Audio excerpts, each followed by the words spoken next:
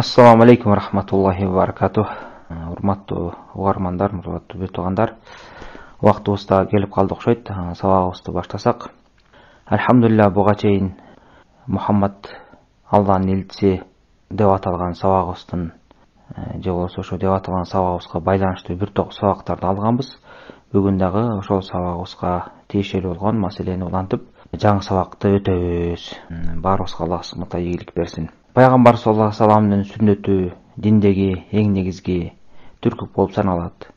Ким динди туура кармайм деген болсо, адашпайм деген болсо, Аллах субхана таала туура сыйынам деген болсо, Куран жана пайгамбар саллаллаху алейхи вассаламдын сүннөтүн бекем кармап, ошого тырышып, сүннөт аркылуу Аллах субхана жакындап ибадат кылыш керек экен ар бир мусулман, эркек болобу, аял болобу, муну өткөн сабактарда жакшы түшүндүк. Мына ошондуктан бизге пайгамбар саллаллаху алейхи вассаламдан кийинки эле үлгү боло турган, бизге көптөгөн пайгамбар саллаллаху алейхи вассалам осуят хадистерин жеткирип кеткен пайгамбарыбыздын жолдоштору сахабалары. Сахаба деген ошо жолдош дегенди билдирет. Пайгамбар саллаллаху алейхи вассаламга ыйман келтирип, пайгамбар жанында жүрүп таалим алып, дүйнөдөн өткөн адамды биз сахаба деп айтабыз.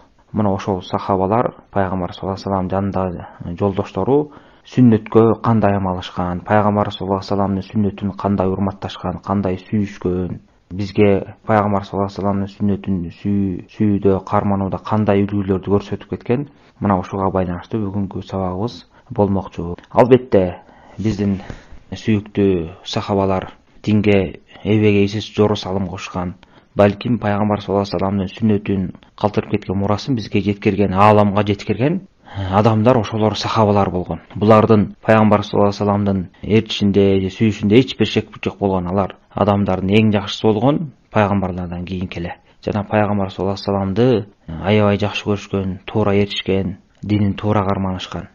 Бул сахабалар жөнүндө окуяларды, орунттуу учурларды айта берсек өтө эле көп.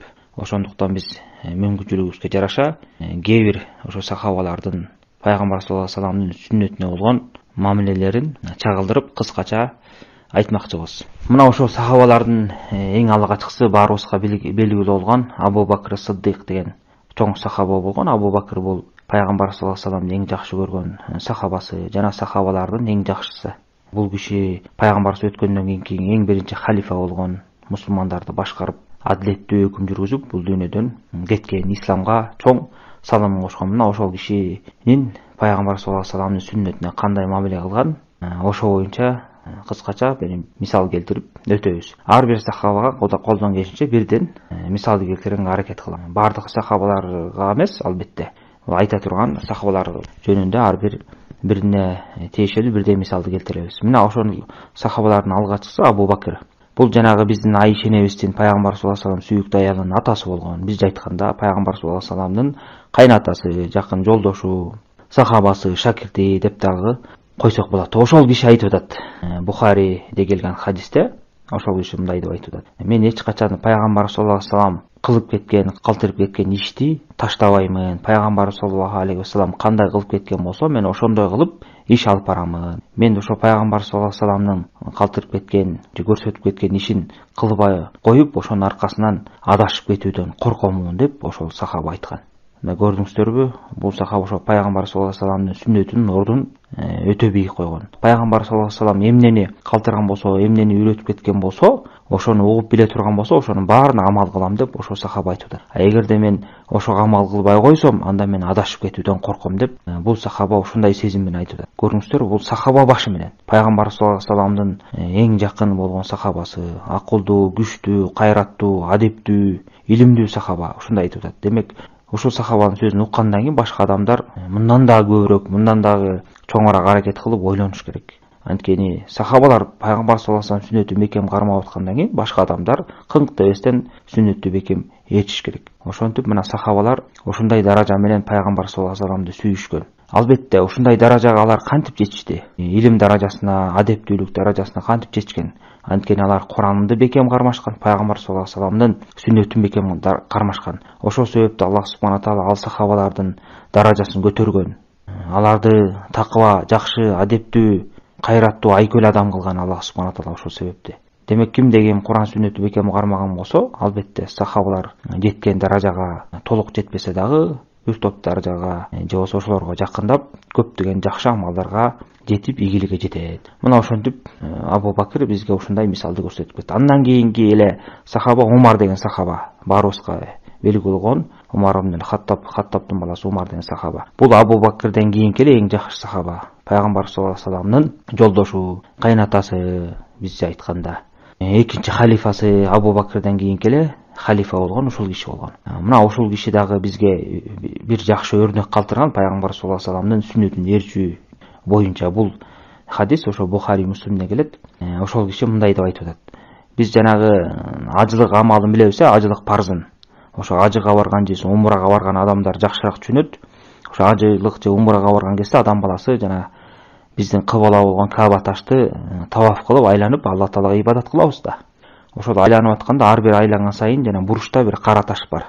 Ошону өөп коюу бул сүннөт, эгерде мүмкүнчүлүк болсо. Эгерде мүмкүнчүлүк болбосо анда алыстан колду көтөрүп ишарат кылып коюш керек. Мына ошо өөбүү жөнүндө айтып атат да, ошо сахаба ошо өөп аткан кезинде же өөрдө ошол мындай деп бизге өрнөк калтырып атат. Ташка карата айтып же, ошол киши айтып атат, Умар ташка кайрылып, мен дейт билем сени дейт, сен ташсың, пайда да бербейсиң, зыян да бербейсиң. Эгерде мен Пайгамбар саллаллаху алейхи вассаламдын сени өөп атканын көрбөгөндө мен өппөйт элем деп атат да. Же болбосо Пайгамбар саллаллаху алейхи вассалам сени өпкөнүн көргөндүктөн сени өөп атам, эгерде өппөсө мен сени өппөйт элем деп ошол сахаба айтып атат. Көрүңүздөрбү? Демек бул жерде ал сахаба Пайгамбар саллаллаху алейхи вассалам жолун өрнөк тутуп атат. Пайгамбар ошо таваф кылганда, Каабаны айланганда кандай жол менен, кандай сүннөт менен айланып, ошо айланган учурда ошо кара ташты өпкөн. Каабанын бурчунда кара таш орнолгон. Ошону өөп атат. Мына ошол себептен айтып атат. Эгерде ошо Пайгамбар саллаллаху алейхи вассалам сени өппөгөндө мен өппөйт элем. Пайгамбар саллаллаху алейхи вассалам ошо өпкөн үчүн мен сени өөп атам деп ал киши айтып атат. Көрүңүздөр, демек Пайгамбарыбызды ээрчип атам. Пайгамбар ушундай кылган үчүн мен ушундай кылып атам деп Умар радhiyallahu өзүнүн билимдүүлүгүнө, сахабалыгына карабай Пайгамбар саллаллаху алейхи вассаламды ээрчүүсүн ачык айкын билдирип атат. Анткени бул киши өтө акылдуу киши, адилеттүү, ислам тарыхында адилеттүүлүгү менен жанагы ар бир ишти тез чечүү, бекемдиги менен, күчтүүлүгү менен билинген адам болгон да. Мына ошентип бизге ушундай өзүнүн үлгүсүн, өрнөгүн айтып кетти.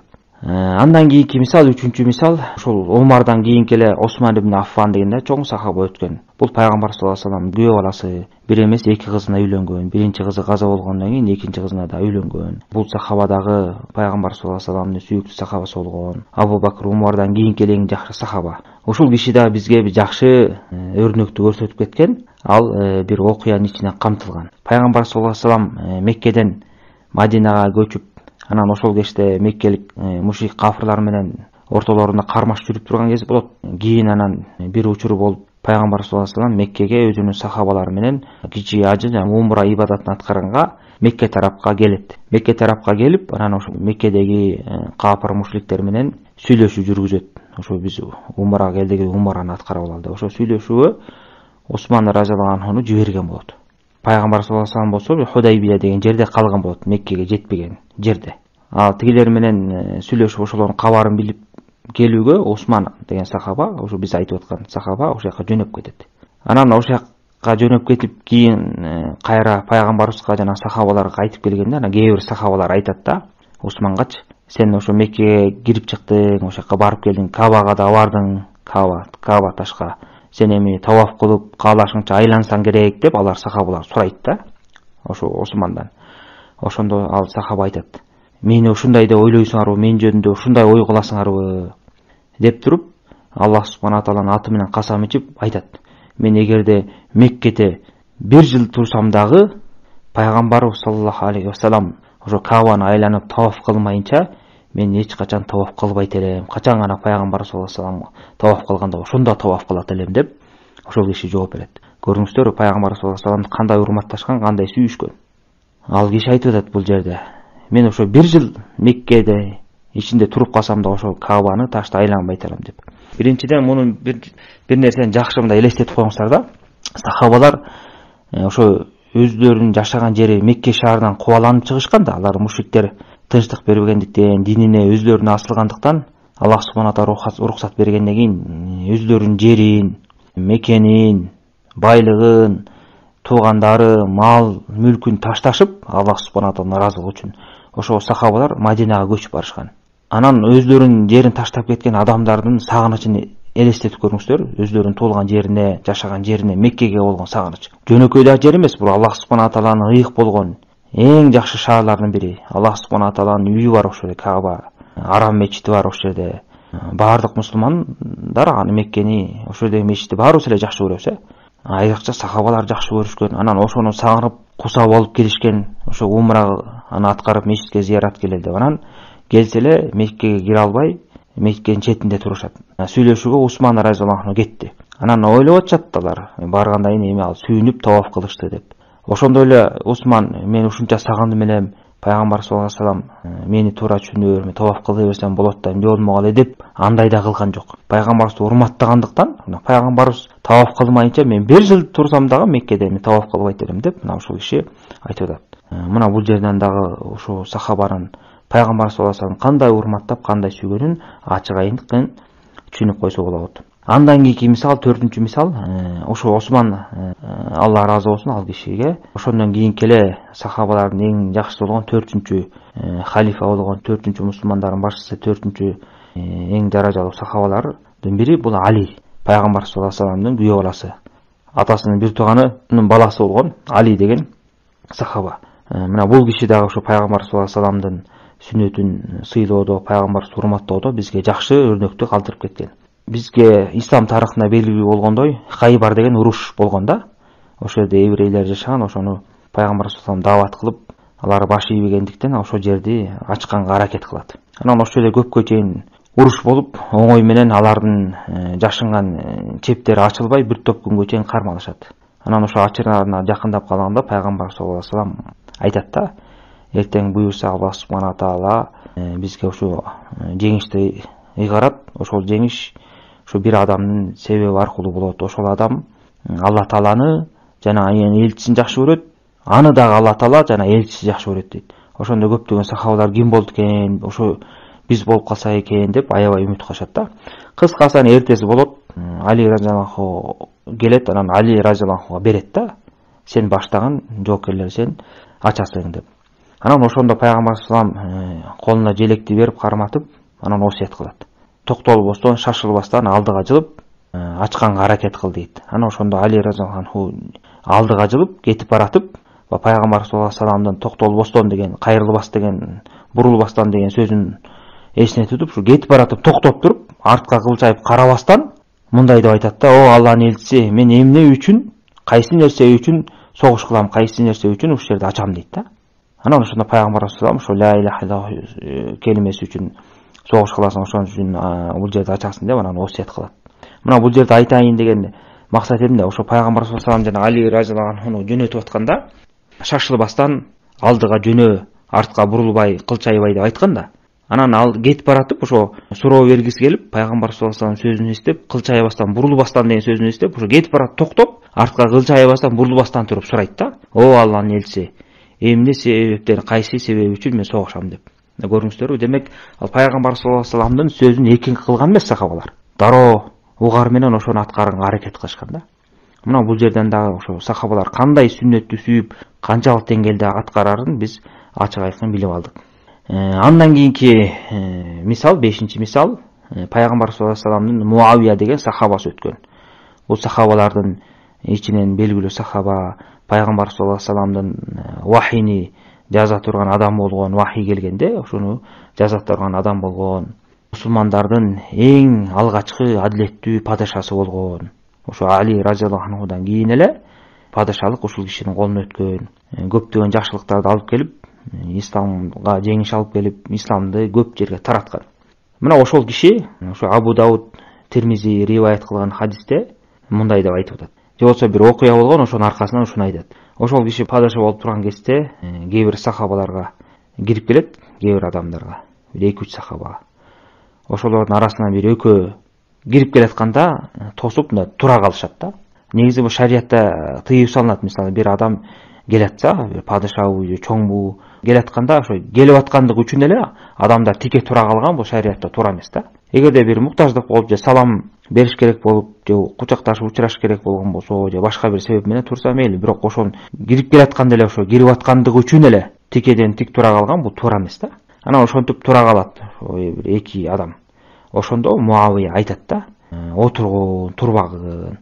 Анткени пайгамбар саллаллаху алейхи вассалам мындай деп айткан: эгерде ким адамдардын ал үчүн тике туруп турушун каалаган болсо, анда ал өз ордун тозоктон даярдай берсин деп айткан деп, ошо турган адамды тыйып отургузуп коет. Мына көрүңүздөрбү, бул сахаба ошо мен падышамын, мен кыйынмын, мен баардык мусулмандарды башкарып атам деген жок. Ал пайгамбар саллаллаху алейхи вассалам тыйгандыгы үчүн падыша болсо дагы, кадыр бартуу чоң киши болсо дагы жөн эле кирип келатканда тикеден тик тура калып, антип тоспогулу адамды деп тыйып салып, ошо пайгамбар саллаллаху алейхи вассалам сүннөтүн эскерип, мына пайгамбарыбыз айткан үчүн мына ушундай кылып атабыз деп тиги эки турган адамга насаат берет. Мына бул дагы мусулмандар үчүн чоң өрнөк. Сахабалар кандай пайгамбар саллаллаху алейхи вассалам сүннөтүн урматтап сүйүшкөн. Андан кийинки мисал, 6-мисал, бул 3-4 сахабага байланыштуу. Бизге маалым болгондой, ислам жаңы келип, Аллах субхана тааланын элчиси пайгамбар саллаллаху алейхи вассалам исламды жаңы таратып аткан убакытта арак арам болгон эмес да. Алкогол ичимдиктери арам болгон эмес биринчиде.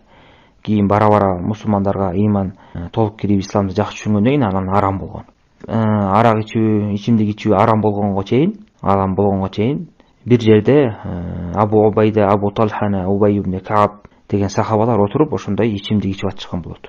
Бул арам болгонго чейин окуя. Аларга кызмат кылып аткан Анас ибн Малик деген сахаба болот. Анан ошол учурда аларга бир адам келип кабарлайт: ислам дининде аракка тыюу салынды, арак арам болду деп кабар берер замат эле ошол жерде жана ичип отурган сахабалар Анас ибн Маликке айтышып, ошо Абу Талха керек эле ошонун арасында. Анас ибн Маликке буйруйт да, туруп жанагы ичимдик куюлуп турган идиштерди сындыргын, бул жерден жоготкун деп буйрук берет.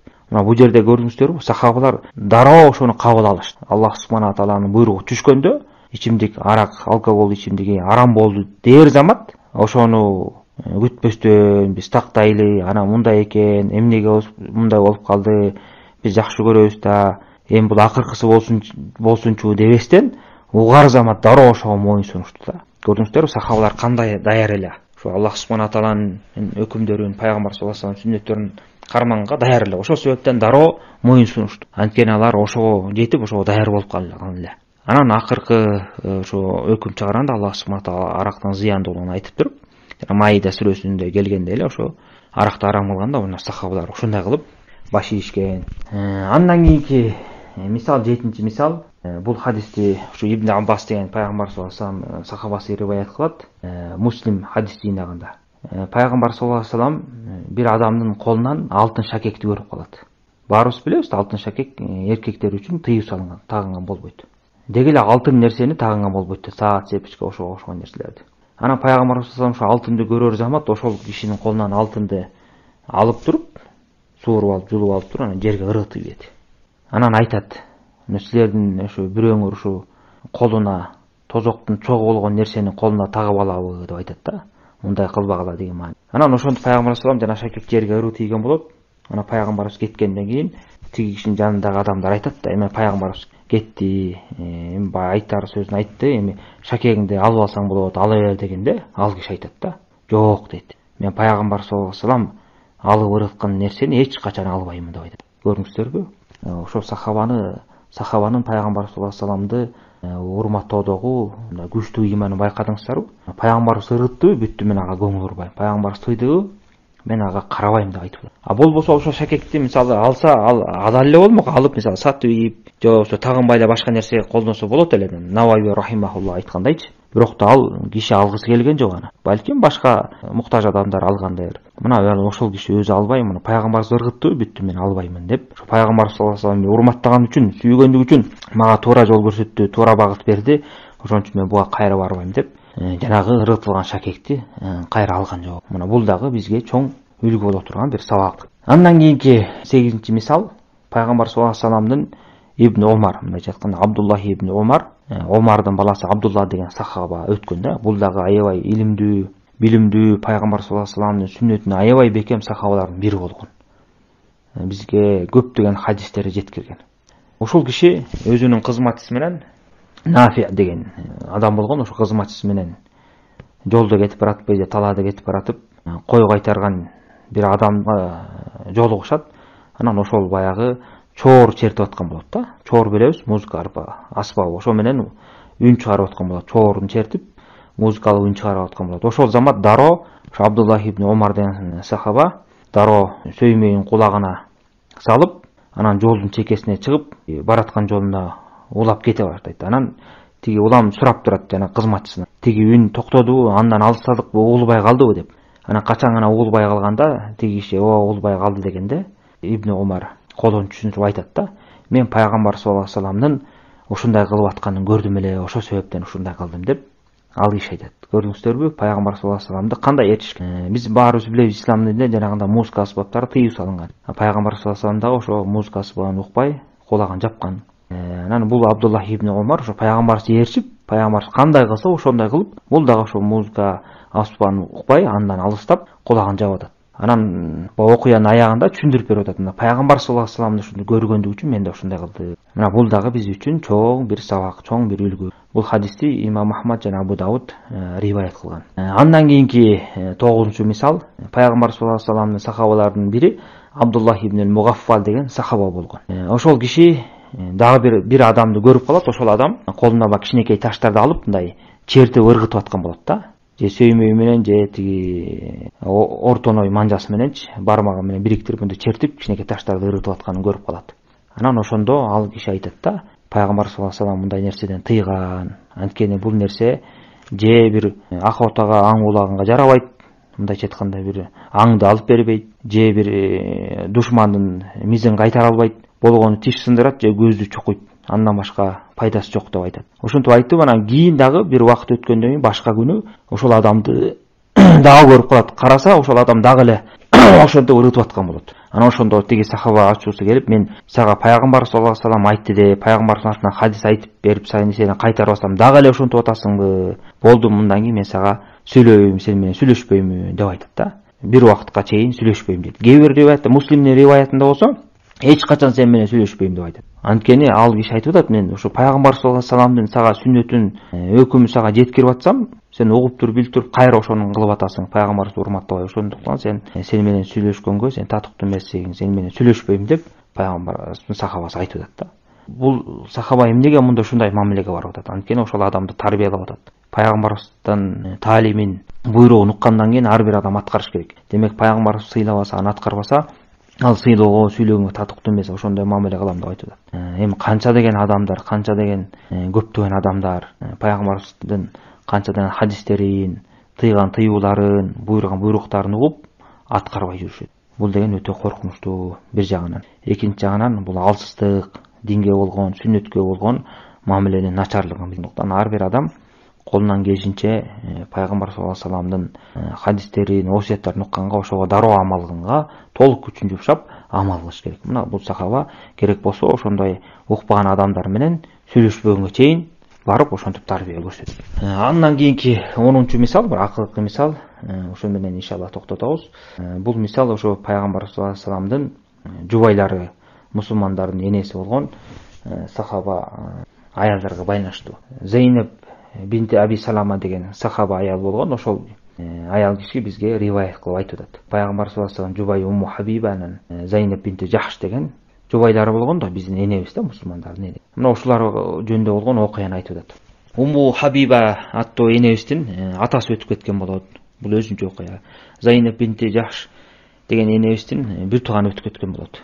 Анан ошо бир тууганы өтүп кеткенден кийин тиги энебиз, тиги биринчи энебиз болсо, атасы өтүп кеткенден кийин 3 күндөн кийин үйдө турган атырды колдонушуп денелерине сүртүшөт.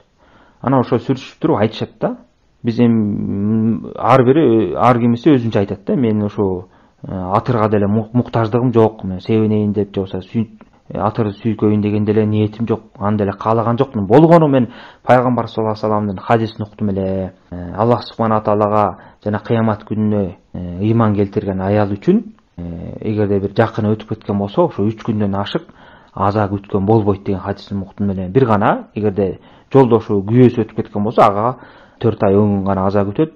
Андан башка адам боло турган болсо 3 күндөн ашырбаш керек деген хадисин уктум элем. Мына ошон үчүн ушул атырды колдонуп коюп атам деп ошо энелерибиз айткан да. Анткени баягы шариятыбызда маалым болгондой, аял кишинин күйөөсү өтүп кетсе 4 ай 10 күнгө чейин аза күтөт. Муну ихтат деп коет. Аял киши ошол кайсы жерде күйөөсү каза болгон болсо ошол үйдөн чыкпай, сулууланбай, атыр себинбей, муктаждыгы болгондо да гана көчөгө чыгып чыкпаса, калган убакта чыкпай үйүндө ошо 6 ай 10 күндү өткөрөт да. 4 ай 10 күндү. Эгерде боюнда ооруп калган болсо 4 күнгө чейин, боюнда жок болгон болсо 4 ай 10 күнгө чейин. Ошону биздиче баягы аза күтүү деп койсок болот. Шариятта ихтат дейт. Ошондой кылыш керек. Эгерде күйөөдөн башка бир адам болуп калган болсо, атасы же бүт туугандар жакындар болгон болсо, анда 3 күндөн ашырган болбойт.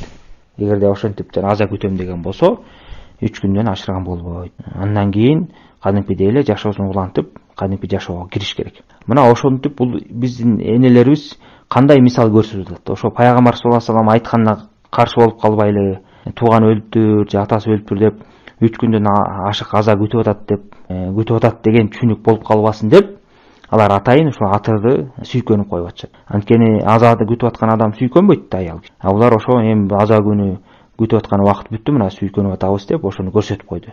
Анан ошонун себебин айтышты. Биз эми атыр себенейин деген деле ниетибиз жок. Муктаж деле болгон жокпуз. Болгону ошо пайгамбар саллаллаху алейхи вассаламдын осуятын уккандык үчүн, ошого башыйып, ошо жолду карманыш үчүн, ошо үлгүнү көрсөтүш үчүн ушундай кылып атабыз деп, мына биздин энелерибиз жакшы мисалды көрсөтүп кетти. Мына буга окшогон башында айткандай хадистер, осуяттар аябай көп. Мисалдар да көп. Мейли эркек сахаба болобу, аял сахаба болобу, баары тең бизге үлгү болуп, пайгамбар саллаллаху алейхи вассалам болгон сүйүүлөрүн, сүннөткө болгон бекемдиктерин сөз жүзүндө дагы, иш жүзүндө дагы баардык нерседе тастыктап көрсөтүп кеткен. Баягы адам баласы эми алардан ушунча бир аз үзүндө болсо дагы ошондон таалим алып, ошолордун жолун ээрчип, ошолордон сабак алып, үлгү алып, пайгамбар саллаллаху алейхи вассаламдын сүннөтүнө эришиш керек. Эң негизги максат бул айтылган окуялардан, бул айтылган сабактардан ошо адам баласы кайда болбосун, кайда жүрбөсүн, пайгамбар саллаллаху алейхи вассаламды урматтап, сыйлап, айткан сөздөрүн, осуяттарын жөн гана таштап койбосун, ошого амал кылганга аракет кылыш. Мына чыныгы пайгамбар саллаллаху алейхи вассаламды сүйүү деп ушуну айтабыз. Пайгамбар саллаллаху алейхи вассаламды ээрчүү деп ушунтип айтабыз. Ким пайгамбарыбызды сүйөм деген болсо, ээрчим деген болсо, жакшы көрөм деген болсо, анда ар бир нерседе ошо сүннөтүн аткарып, ошого амал кылыш керек. Сүннөт үчүн күйүш керек, ошону үйрөнүш керек, жана аны башкаларга үйрөтүш керек, ошол нерсеге чакырыш керек. Ошол үчүн курмандык кылыш керек, ошон үчүн мээнет кылыш керек. Анан ошондо гана чыныгы мусулман болот. Эгерде мындай көрүнүштө мамиле кылбаган болсо, анда адам же катасы өтө көп болот, же адашуу жолуна түшүп кетет. Ошондуктан ар бир мусулмандын эркек аялды пайгамбар саллаллаху алейхи вассаламды ээрчүү бул милдет болуп саналат. Пайгамбар саллаллаху алейхи вассаламдын сүннөтүн, осуятын аныктап тактап билгенден кийин дароо ошону карманып эриш керек. Аллах субхана тағала баарыбызга туура чүнөк, туура жол, пайгамбар саллаллаху алейхи вассаламдын сүннөтүн бекем кармай турган адамдардан кылсын. Эч качан таухид жолунан, сүннөт жолунан жана салафы салихтердин жолунан эч качан баарыбызды адаштырбасын. Бүгүнкү сабагыбыз ушу менен аяктады. Аллахумма салли ва саллим аля абдика ва расулика набийина Мухаммад ва аля алихи ва сахби ажмаин.